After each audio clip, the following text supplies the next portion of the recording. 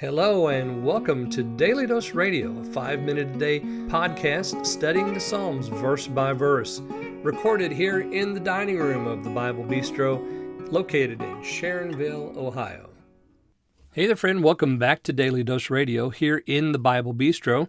And today we're going to look at Psalm 113, verses 1 and 2. Now, all this week, we're studying Psalm 113, so if you have a Bible there handy, let's get it out, and we're going to just turn to Psalm 113. You might want to put your marker there because we're going to be here all week. It's 9 verses long, and I'm going to entitle this psalm, The Greatness of God.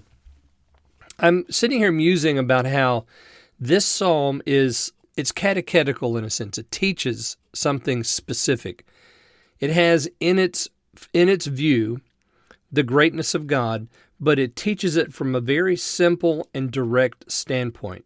It's almost like this might be something that a child might need so that he or she can learn the basics of God's character. We've already talked about some of the character of God in the previous 2 Psalms, but here this is very simple. As I said, it's very direct. It's short, it's only 9 verses, and it turns on a central verse. So we're going to talk this week about God's great person, and then we're going to talk about God's great mercy. And it all turns on a question there in verse 5. Who is like unto the Lord our God who dwells on high? Well, the answer to that question, of course, is nobody, because nobody else does what we have here in this psalm. Now, as I said, this is very simple. It's very direct.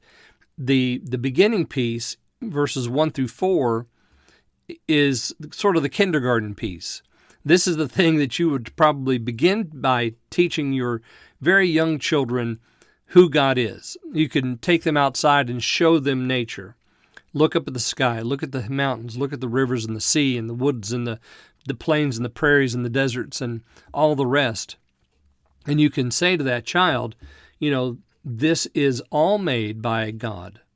And then you can turn to the experience of humankind and probably your own experience and say, this is the great mercy of God in that He has redeemed me. But now that portion, verses 6 through 9, is more of the high school section. So we have a kindergarten section and an older, maybe an elementary school or a middle school section.